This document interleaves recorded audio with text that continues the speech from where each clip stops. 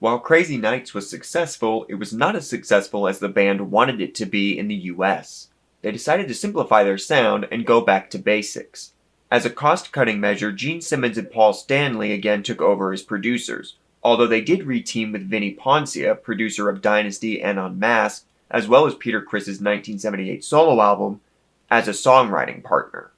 After cutting the demos, Gene and Paul decided not to re-record those demos, but simply overdub them. Also a cost-cutting measure to avoid the price of recording in a proper studio. Hot in the Shade was released on October 17, 1989.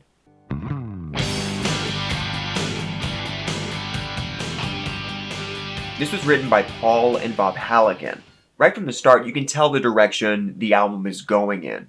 That slide acoustic guitar intro played by Paul is great and probably a welcome sign for the people that disliked the gloss of Crazy Nights. Once the song starts proper, the main riff is very cool. It's got a bluesy swagger that was missing from a lot of Kiss's 80s output. The song is super fun with a great chorus and solo from Bruce Kulick. The album's production sucks. It's pretty obvious that they just used their demos because it sounds like it. The sound is weak and cheap, and I hate it. It's an overcorrection of Crazy Nights, and it kills the record for me a little bit.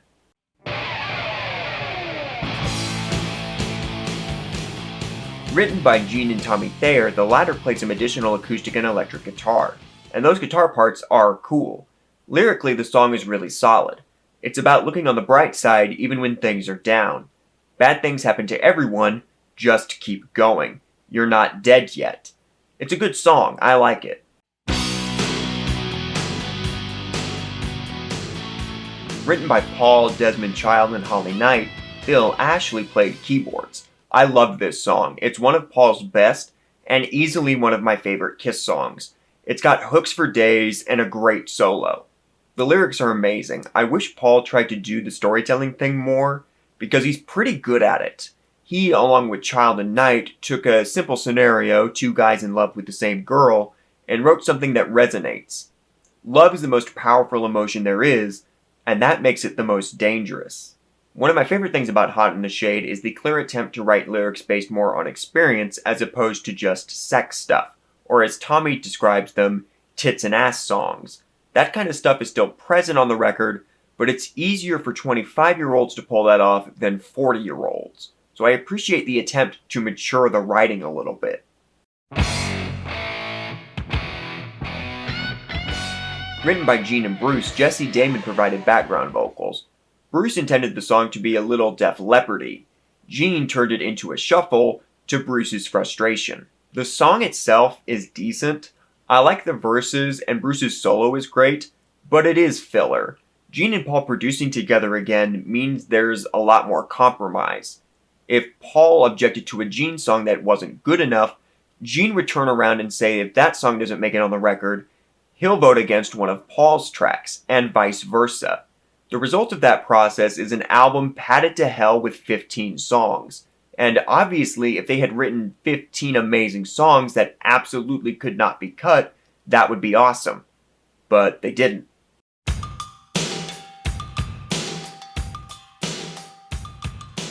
This was written by Paul and Halligan. It's Pour Some Sugar on Me. It's the same melody and structure, it just sounds like shit. And what is Paul doing in the verses? Is that supposed to be rapping? Because it's awful. The solo is good and the chorus has a catchy melody, but that's because Pour Some Sugar on Me is a great song. Read My Body is definitely not.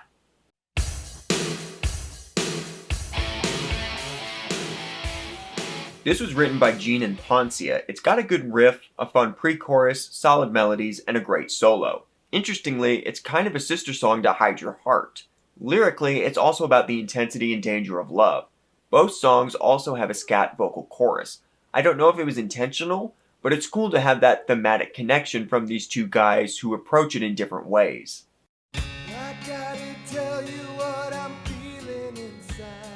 Written by Paul and Michael Bolton, yes, that Michael Bolton, Bruce played bass and Ashley played keyboards. Bruce was actually in a band with Bolton called Blackjack. I imagine that's how Paul met Bolton. Forever is the best song on the record and one of Kiss's best, period. I think its appeal is a combination of simplicity and power, again, bringing back that love is the most powerful emotion theme. It's impossible not to get sucked into the pure emotion of the song that Paul sings so well. The melody is great, Bruce's solo is amazing, one of his best, and Eric kills it. Even with the lackluster production, he still manages to really push the song into being as big as it is. Something he also did with I Still Love You and Reason to Live. Eric's drumming really gave these ballads weight.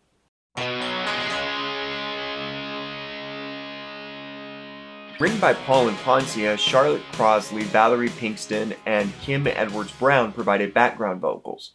The song has a good riff and a great melody. The lyrics are strong too. They're about Paul earning his life and being proud of it. He wasn't born a rich rock star, he had to fight for it. I like this song a lot.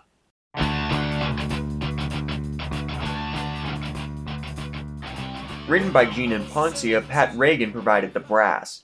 It doesn't work for me. It doesn't connect. Musically, nothing stands out except for a great solo from Bruce. Lyrically, it's about growing up in New York and aspiring for success, the Cadillac being the symbol of that aspiration. It's not that interesting.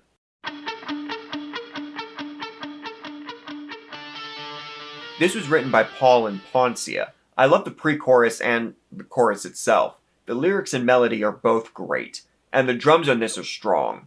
Paul's got some really underrated stuff on this album.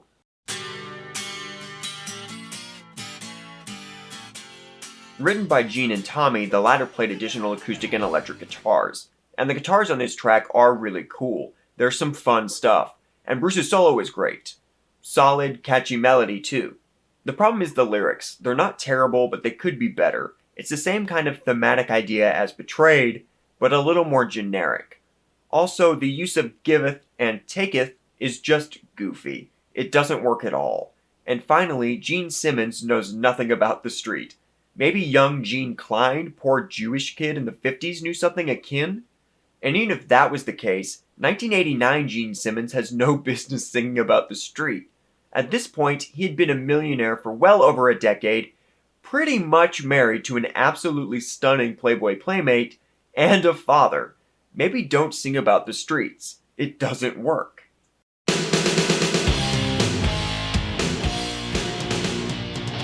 This was written by Paul and Child. I Hate Myself for Loving You. Although I will say, this song isn't just copying a melody with worse lyrics. It's Paul taking the same lyrical idea and putting his perspective on it. I can get on board with that. And these are great lyrics about a toxic relationship. The solo is good as well. I am curious if Paul was on some kind of theater kick, because he references Streetcar Named Desire in Hide Your Heart and Cat on a Hot Tin Roof in this one.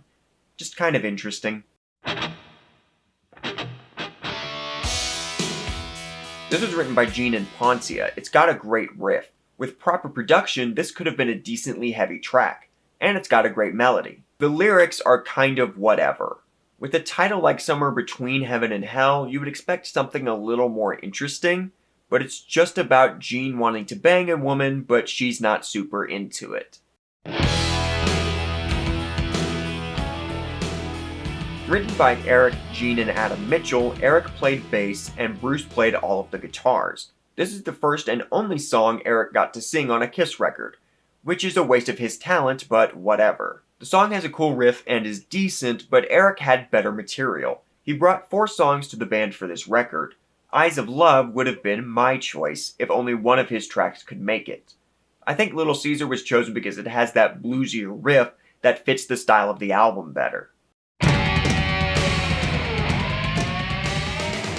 This is written by Gene and Bruce. The latter said he was high when he came up with it, which, yeah, that tracks. The riff is decent, but this is one of my least favorite Kiss songs. It bores me to tears and is kind of obnoxious. Hot in the Shade peaked at number 29 and was certified gold in December 1989. The first single, Hide Your Heart, peaked at number 66 in the US. Promoters were not interested in a tour, so the band decided to wait. The second single, Forever, became a massive hit, peaking at number 8 in the US, their first top 10 single here since Beth.